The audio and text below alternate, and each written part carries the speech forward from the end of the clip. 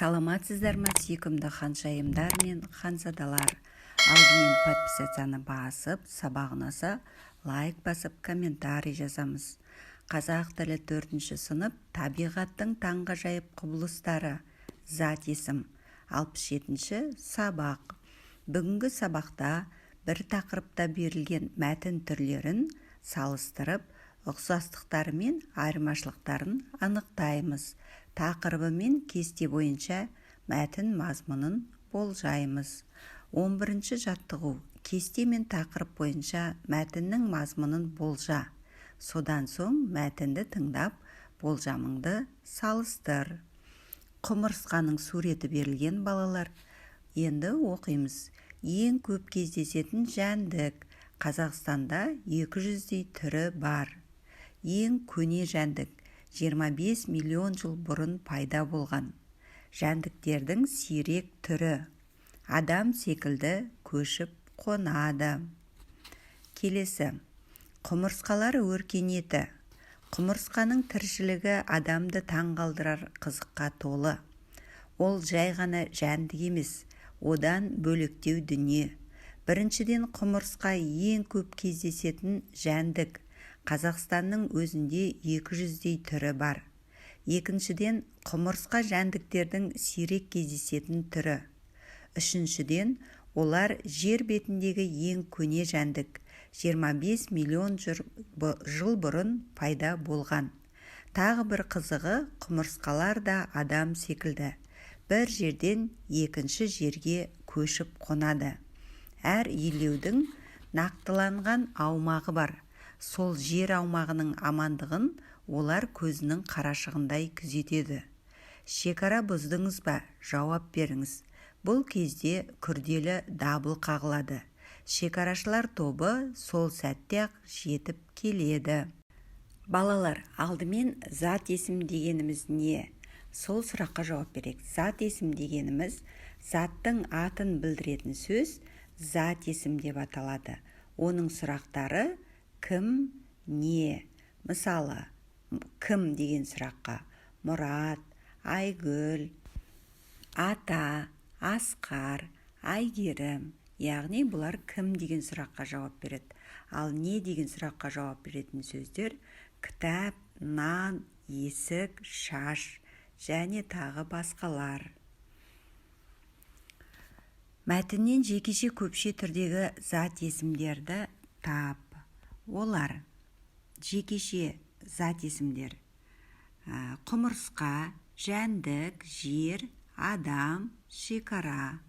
Ал көпше түрдегі зат есімдер құмырсқалар, жәндіктер, шекарашылар. Дерек көздерден құмырсқа туралы мәлімет тауып, дәптеріңе жаз. Тапқан мәліметіңмен бөліс. Жоғарыдағы мәтін бөліктерінің атауларын толықтыр. Яғни, балалар, мына жерге біз тақырып жазамыз. Әр бөлікке тақырып. Бірінші, құмырсқа жай ғана жәндік емес. Екінші, ең көп кездесетін жәндік. Үшінші, құмырсқа сирек кездесетін жәндік. Төртінші, құмырсқа ең көне жәндік. Бесінші, құмырсқалар да адам секілді көшпелі. Мінекей осы тақырыптар. 12-ші, қай сөз көп? Жайық, жаңбыр, биші, бішкек, тайбурыл, құтжол, өлке, бала, оқушы. Жалқы есімдердің бас әріппен жазылу себебін есіңе түсір. Балалар, жалқы есім дегеніміз не? Яғни жер, су, қала, адам атаулары тек қана бас әріппен жазылады. Оны жалқы есім деп атаймыз. Яғни жаттығуда жалқы есімдер олай болса, жайық, құтжол, бішкек, тайбурыл. Ал жалпы есімдер жаңбыр, биші, өлке, бала, оқушы. Яғни жалпы есімдер жалпылама айтылатын зат есімдер. Бұлар жалпы есімдер деп аталады. 13-ші жаттығу. Мәтінді оқы. Қазақстанда шөл дала көп, бетпақ дала, мойынқұм, қарақұм, қызылқұм секілді шөлді құмды жерлерде тіршілік ету қиын. Шөлде жел үңгіген тас қуыстар, үңгірлер бар. Мұнда табиғи қалалар, табиғи сарайлар кездеседі. Құмды шөлдің тағы бір тамашасы құмның сыбдыры. Құм бетінде желдің салған неше түрлі өрнегі бар. Мәтінді пайдаланып кестені тиісті сөздермен толықтырып айт. Яғни кестені осы мәтіндегі сөздерді алып толтырамыз.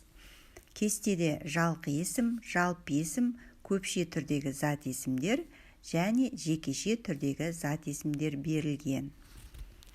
Жалқы есімдер: бетпақдала, мойынқұм, қарақұм, қызылқұм.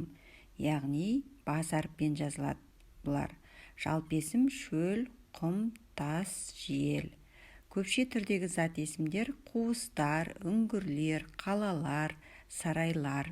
Яғни лар деген жалғану арқылы жасалып тұр.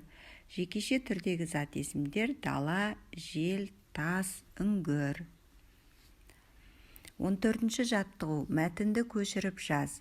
Кит суда тіршілік еткенмен балық емес.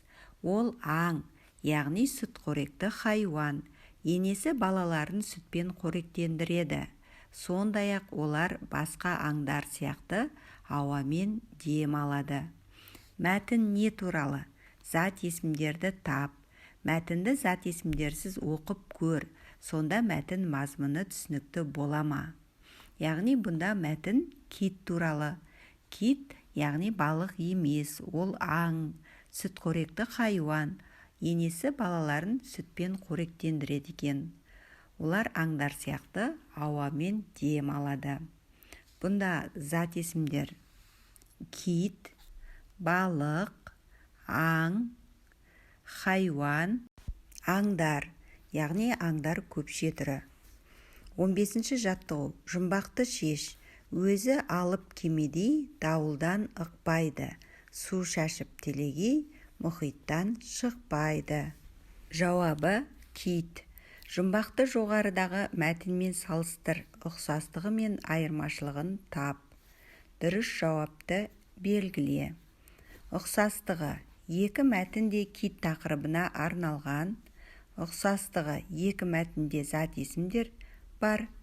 Айырмашылығы: бірінші мәтін ғылыми тәнімдік, екінші мәтін көркем мәтін. Айырмашылығы: бірінші мәтін қара сөзбен, екінші мәтін өлеңмен жазылған. Балалар, бұнда дұрыс жауабы: ұқсастығы екі мәтінде кит тақырыбына арналған. Яғни екеуі кит туралы айтылған. Ал айырмашылығы: дұрыс жауабы: бірінші мәтін қара сөзбен, екінші мәтін өлеңмен жазылған. Яғни мына берілген сөздерде біріншісі және ең соңғысы дұрыс. Шығармашылық үзіліс. 16-шы. Өлеңді оқып сұрақтың жауабын дереккөздерден ізде. Білмейді омар, ораздар, жұмбақ сырлар біраз бар. Неге ұшпайды түйе құс, күрке тауық қораздар. Балалар, берілген өлең мен сұрақтың жауабы болатын мәтінді салыстыр, олардың ұқсастықтары мен айырмашылықтарын тауып дәлелде. Ғылыми тәнімдік мәтін жаз, оны парталасыңның мәтінімен салыстыр. Ұқсастық бар ма? Болса, оның сыры неде? Ғылыми мәтін жазамыз. Құстардың 9000 түрі бар. Олардың түрлері өте көп. Құстардың ішінде ұшалмайтын құстар бар. Олар түйе құс, күрке тауық, тауықтың түрлері және пингвин. Олардың кеуде сүйектері жалпақ, қырсыз болады. Сондықтан олар ұша алмайды. Бірақ олардың тез жүгіре алатын қасиеттері бар. Бұл ғылыми танымдық мәтін. Себебі бұнда санмен белгіленіп, ғылыми түрде жазылып тұр. Балалар, осымен сабағымыз аяқталды. Сабақ ұнаса, лайк басып, комментарий жазуды ұмытпаңыздар.